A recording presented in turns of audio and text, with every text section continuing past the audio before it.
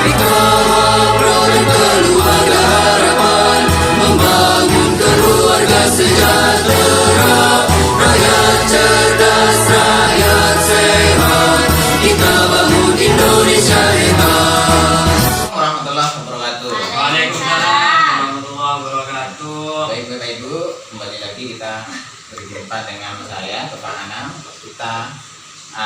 Kami akan mencoba melanjutkan materi yang sudah digambarkan sebelumnya oleh Bapak Sahrul ya, mengenai tentang pencegahan kekerasan atau perlindungan terhadap anak ya, di sini terhadap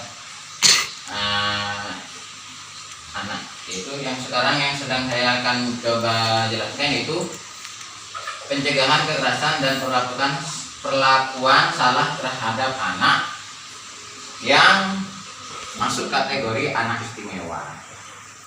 Anak istimewa itu dalam pasal 3 ayat 2 Permendiknas nomor 70 tahun 2009 itu ada 10 ya, dikelompokkan menjadi 10. Namun di sini dijelaskan ada 13 poin. Yang mana yang pertama yaitu tunanetra. Jadi penyandang disabilitas atau anak yang cacat baik secara fisik, mental atau psikis itu, tetapi dalam kesehariannya atau dalam kehidupannya itu mempunyai keistimewaan tersendiri, itu masuk kategori anak yang istimewa. Yang pertama saya coba jelaskan. Baik, yang pertama yaitu tunanetra atau buta ya. Buta.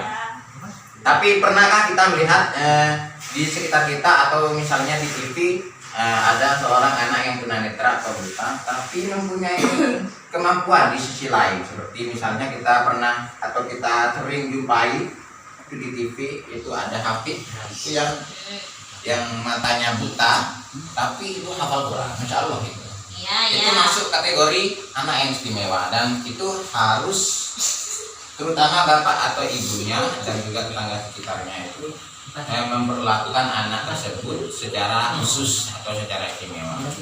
Itu yang pertama, dicegah. Karena anak-anak seperti itu yang masuk kelompok anak istimewa itu rentan mempunyai atau dikasih kekerasan oleh orang lain, lebih kepada dari orang tuanya. Itu kita semua tugasnya, terutama bapak ibu di sini, untuk mengedukasi atau memberikan sosialisasi apabila di sekitar kita menjumpai anak-anak yang mempunyai latar belakang seperti itu, yaitu mempunyai kebutuhan khusus atau penyandang disabilitas, baik itu disabilitas ringan ataupun disabilitas berat. Ya, Pak. Yang kedua yaitu bapak ibu, anak istimewa yang kategorinya tunarungu. Tunarungu itu artinya tidak bisa mendengar ya, atau tuli ya, itu juga masuk. Yang ketiga yaitu tunawicara atau bisu ya. Gitu ya, Pak. Yang nomor 4 yaitu tunagrahita. Apa itu, Pak? bisa membaca. Artinya tunagrahita itu orangnya itu lemot ya, otaknya lemot. Artinya lamban dalam menerima informasi, untuk memahami sebuah informasi. Itu masuk kategori tunagrahita. Yang selanjutnya yaitu tunadaksa. Tunadaksa itu Bapak Ibu artinya Apa? orang tersebut itu lumpuh atau kekurangan Gizi. baik, Ya. ketika berjalan itu ada hal yang kurang. Tipang. Ya, seperti kalau bahasa Maduranya tepang ya. Iya, tipang. Kalau bahasa Indonesianya itu Dicek. pincang ya, pincang. Iya. Terus selanjutnya tunalaras. Tunalaras itu artinya sulit beradaptasi dengan lingkungan sekitar. Pernah Bapak Ibu menjumpai hal seperti itu? Belum. Pernah ya? Belum pernah? Berarti pemalu anaknya itu ya. Ya, terkadang pemalu ya. Maksudnya itu ya. ada banyak faktor itu, Pak. Ya, ada banyak takut, faktor. ada malu gitu. Biasanya memang karena trauma kekurangan di dirinya sendiri ataupun ada latar belakang yang menghantuinya sehingga dia Jurusan psikologi, ketika mencoba adaptasi dengan lingkungan sekitarnya Itu memang grup tuna ya, Pak? agak malu. Ya, itu masuk kategori tuna. anak istimewa. Ya, grup tuna ya. Terus selanjutnya yang nomor 6 atau yang nomor 7 itu artinya anak berkesulitan belajar. Masuk kategori lemah ya. Ya.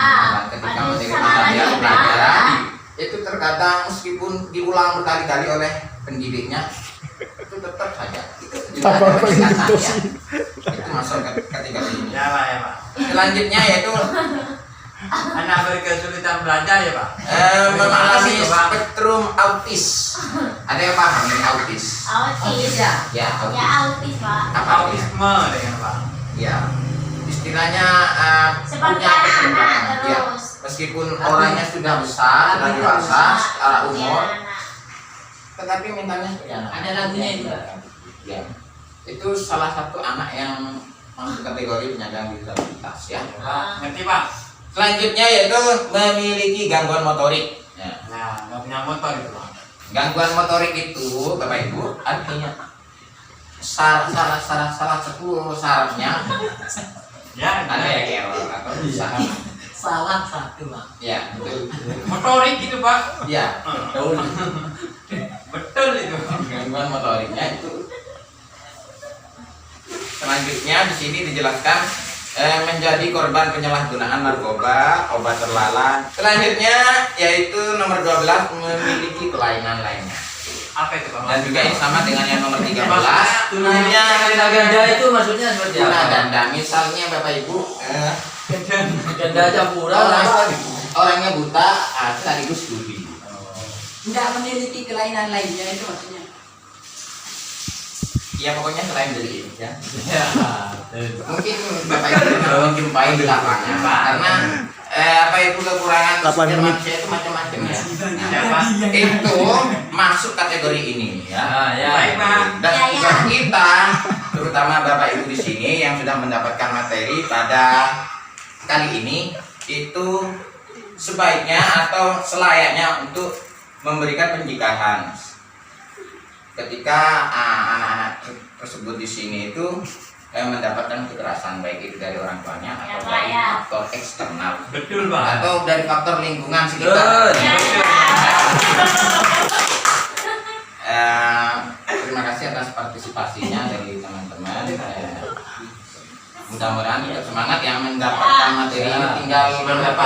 Tinggal beberapa modul lagi Ya. dan semoga materi-materi yang kita atau kami utarakan pada pertemuan-pertemuan ini menjadi materi-materi yang bermanfaat bagi kita semua. Amin. Terutama bagi anak-anak kita di masa yang akan Ya Pak. Udah Pak. Cukup Pak. baik, sebelum materi ini tutup ya, kita semangat dulu ya. Siapa? Ini ada KBM yang ya susah menahan tawa. Mungkin terlalu ngebukan ya. Oke, bareng-bareng tekuk semangat. Semangat. Terima kasih Bapak Ibu atas partisipasinya. Assalamualaikum warahmatullahi wabarakatuh.